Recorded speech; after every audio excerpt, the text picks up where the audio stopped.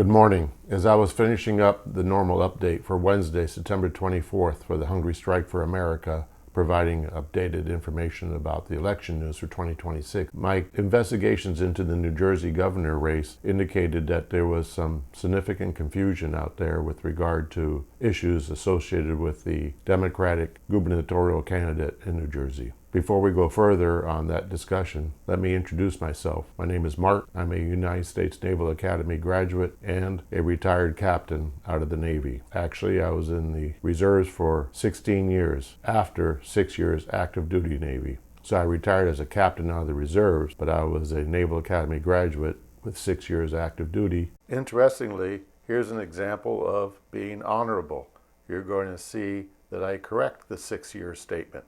Actually 5 years, 8 months, and 24 days. My active duty was associated with the nuclear power program and on fast attacks. After the Navy active duty service, besides being in the reserves, I also acted as a consultant for a few years associated with fast attack submarines operations. Let's get back to the Naval Academy. The main thing to know up front, one of the main things that is different between West Point Air Force Academy and Annapolis, the United States Naval Academy, is that at the United States Naval Academy, the honor concept, the honor code, does not require an individual to turn in somebody else. Let me restate that. If a midshipman understands that there is a possibility that another midshipman violated the honor code, that midshipman does not have to report the violator to the establishment. In my case, I actually used that. I saw something that I thought might possibly be an honor violation, but I wasn't sure, but it was questionable. I spoke about the situation with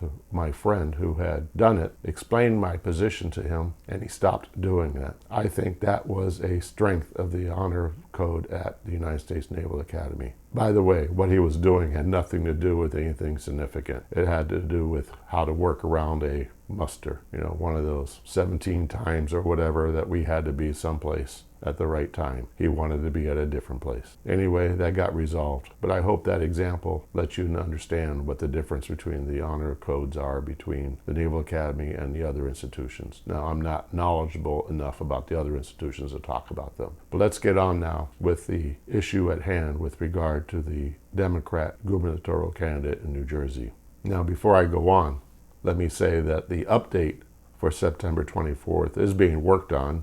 Not this instant, but as soon as I'm done with this one. Did you notice that one? As I was going over this, I realized here's another example of the honor concept in action. I corrected myself.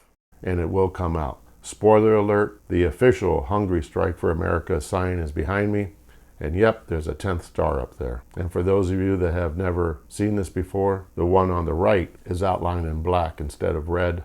I put that up right after Irina Narishka and Charlie Kirk were killed. I lost my 9th pound, and just like you, just like most of you, should be all of you, I was devastated by the loss of those two individuals and how they were killed. So, there were 2 videos that I found this morning. What I'm going to do is show you the first video about the latest breaking news, and then I will show you the video about information associated with the actual cheating scandal that occurred in 1992 with information from me. Mikey Sherrill has made her military service as a Navy helicopter pilot part of her campaign. But now the Democrat is reacting after it was uncovered that she was caught up in a cheating scandal at the US Naval Academy, saying, quote, "When I was an undergraduate at the Naval Academy, I didn't turn in some of my classmates, so I didn't walk." Remember, this is confusing because the honor code does not require you to turn in anybody that you suspect. But graduated and was commissioned as an officer in the US Navy, serving for nearly 10 years with the highest level of distinction and honor. Political analyst Micah Rasmussen says that speaks volumes. She was not ever in trouble for having cheated on the test. It was a question of whether or not she turned in people she knew who did see the test. Now, he's saying more than he really knows. He's only repeating what the candidate has said, not what actually happened. But Chitterelli's campaign in a statement saying the admission she was, quote, implicated in and punished for her involvement in the largest cheating and honor code scandal in the history of the United States Navy is both stunning and deeply disturbing. I have some advice for the Republican candidate in New Jersey for governor. Be nice. Do not be so belligerent. Allow the process to work. Process being the media. Don't forget, she did serve the country. In a separate incident, documents which were also obtained by CBS News appear to show Cheryl's military records almost completely unredacted. Now you gotta be careful here with the press. They're going to be very misleading. The issue wasn't that the documents were released. The issue was they weren't redacted properly. Remember that bad person that was from El Salvador, the illegal immigrant from Maryland? Well, the press kept saying he was wrongly deported. He wasn't wrongly deported. He was deported to the wrong country, but he should have been deported. In this case, the documents were all right to be released. They just had to be redacted better. Chittorelli's campaign tells us it never used those documents for any wrongful purpose. In other words, they did not use the information that should have been redacted but wasn't. But Democrats are calling for an investigation. It's outrageous that Donald Trump and his administration and political hacks connected to them continue to violate the law. A very misleading statement, Mr. Jeffries. You know, they didn't violate the law by releasing the documents. They just had a problem and probably violated the law with not doing the proper redaction. But that's not what you're inferring here. Having said that, it's too bad there's not an honor code that the politicians have to follow. A National Archives and Records Administration spokesperson tells CBS News, quote, the technician should not have released the entire record. And Jeffries knew that. You see, it's just that they should have had it better redacted. But with a race in a near-dead heat, Rasmussen says anything about the candidates will make a difference. It means that everything they do between now and the election is going to matter. Yes, it will matter. So, Mr. Republican candidate, please be so kind as to be kind, nice, and gentle. Remember, she did serve our country. It means that we don't have a clear favorite the way that maybe some people thought we did. Why both sides agree every vote will count in November. By the way, I forgot to let you know, before we move on to the next video, I actually have a lot of experience as an expert root cause investigator looking into why things happen. I've led several root cause investigations which were very famous, but you've never heard of them, and included one time working with FBI agents. Now the next video is very interesting.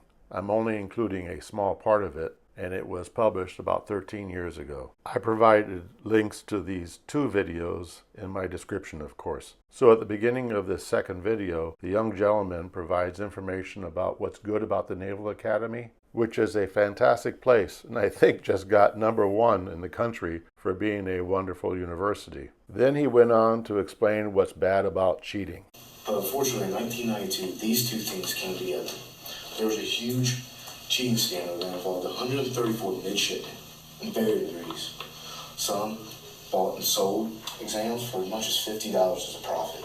And some even wrote down formulas and other information on index cards during the exam. But not just the midshipmen were accused. Academic officials were accused in a 16-month investigation. Remember, the Democrat candidate for governor in New Jersey graduated in 1994, but this all started in 1992. They're picking favorites of what they're doing because the 1993 football team was actually a pretty good team. So they didn't want their football team to be losing because some of them got expelled. We need to recall that in 1992, it was a Republican administration, but during the investigation, it was a Democrat administration, especially a Democrat administration when it came down to the decisions about what to do with any people involved with this thing. Remember, it's just not football people that they may have wanted to protect.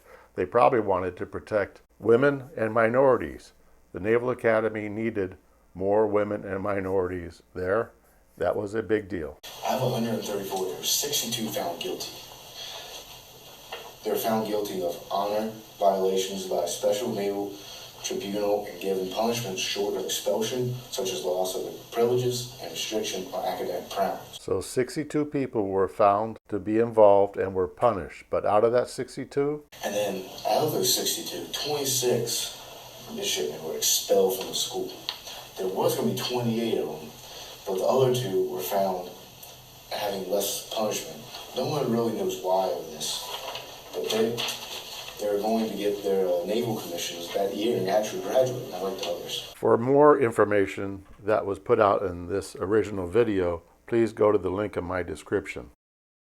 So I hope that going over these two videos with the information that I have provided has provided some context to the information that you're seeing in short bites on TV right now. Bottom line, from my perspective, she is correct that she was not required to have turned in anybody. However, bottom line also is, if she did not violate the honor code, then why was she disciplined in the way that she was? Thank you for watching this video, and as an advertisement, yep, I'll be working on the normal September 24th update with information about redistricting and the Fulton County election board issues, shenanigans, and the other stuff that goes along with the Hunger Strike for America normal weekly update. Thank you for watching this. As always, God bless you.